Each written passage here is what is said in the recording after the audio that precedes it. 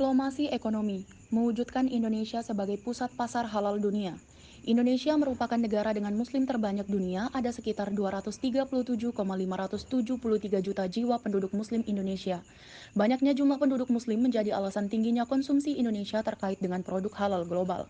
Kendati demikian, sudah seharusnya Indonesia mampu mewujudkan ambisinya untuk menjadi pusat pasar halal dunia.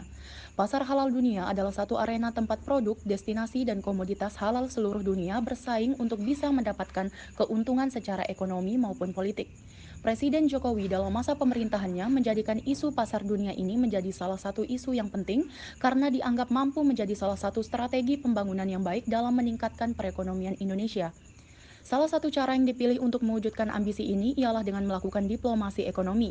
Diplomasi ekonomi telah tertuang dalam 5 prioritas politik luar negeri Jokowi yang dikenal dengan 4+1 Rumusan Kerangka Politik Luar Negeri RI 2019 sampai 2024. Ada beberapa tujuan yang hendak dicapai Indonesia melalui diplomasi ekonomi ini. Yang pertama, menarik investasi asing lebih banyak masuk ke Indonesia.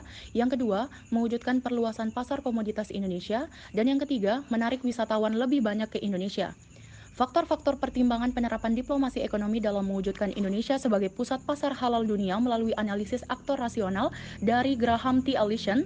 Yang pertama, goals and objective, mewujudkan Indonesia sebagai pusat pasar halal dunia. Yang kedua, alternatif, melakukan diplomasi ekonomi guna memperluas pasar ekspor Indonesia dan mempromosikan pariwisata halal Indonesia.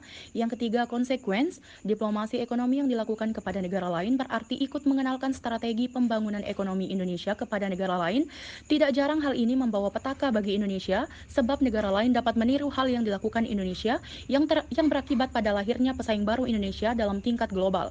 Yang keempat, choice, melakukan diplomasi ekonomi untuk mewujudkan Indonesia sebagai pusat pasar halal dunia.